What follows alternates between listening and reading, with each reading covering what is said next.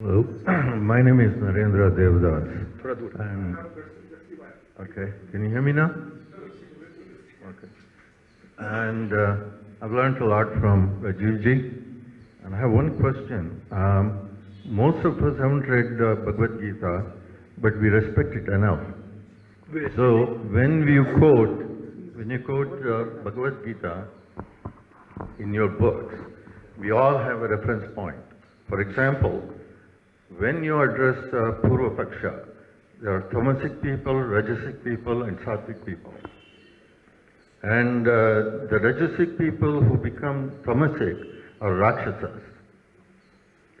So can we classify all the institutions and the Western culture according to Bhagavad Gita and respond to them appropriately? That's my question. I didn't understand the question. Can we respond to the Western scholars according to the Bhagavad Gita? According to Bhagavad Gita, calling them Rajasic and Tamasic. According to Gunas. Yeah. When I speak to somebody, I look at them and say they're coming from Rajas, Tamas, or Sattva. Fine. Sattva has no arguments because they're unselfish. Rajas has selfish component. And Rajas can be worse than Tamas if it is used badly. No, okay.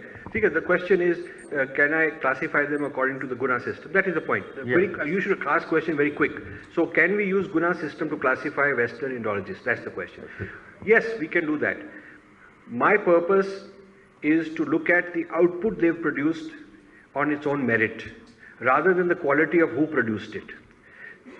If Einstein is declared to be a corrupt man, immoral, he was doing bad things, it has nothing to do with whether his theory of relativity is good or bad.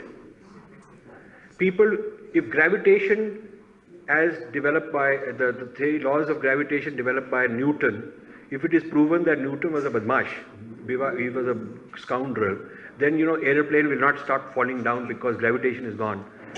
The nature of reality is independent of how somebody is understanding it, his understanding and interpretation of it. Similarly, one could argue, it is possible for a corrupt man to be a brilliant chess player. It is possible for a Rajasic, Tamasic man to hit century in cricket. I have to evaluate him what score he had. Seedhi baat hai. I want to convince our people who are in the middle, who will not believe in this argument that aapne usko Rajas keh diya hai, we don't believe in it, maybe, we don't know, maybe you are also Rajas, maybe that guy is also Rajas. Then we have moved the debate to something else rather than the debate where it ought to be. The debate ought to be कि उन्होंने ये लिखा है और उसमें ये गलत है. Who he is irrelevant. What is his character is irrelevant. हमने उससे शादी तो करनी नहीं कि हमको उसका कैरेक्टर चाहिए. एक बात सुनिए. I'm not hiring him as an employee या कोई बेटी की शादी हो रही है. I'm not doing anything like that. I don't care उसका character कैसा है. What is his work like? It will be an easier job to dismiss somebody on character grounds. It is a more difficult job to do Purv Paksh on his work. I am doing the more difficult job because once I have refuted a piece of work on logic, on merit, it's a more solid thing. Because suppose I were to refute it based on his character, kal koi acha sattvic character aake wahi bole, then what happens? And he will say, no, I've got this Swami there and that Guru there, and they are all my chelas and they are going to say good things and they are all vegetarians and they are sattvic people. Ab wo bhi kehna shuru kar dein. How will I answer? And let me tell you, these people have many good sattvic people on their payroll, or at least sattvic looking, sattvic sounding. अब हमारे पास we don't have a scanner to look at वो असल में private life में क्या कर रहा है. I am telling you, major scholars in the Rashtriya Sanskrit Sansthan, you know some of them, and in Mysore University and in Delhi University, big names are on their payroll. So those guys are going to come up and stand and say, hum keh rahe hain, put it on our name. So I cannot do my argument based on character of one or two people. It is the wrong thing. Our strategy is better to do the hard work and refute the logic and the argument of what they've written.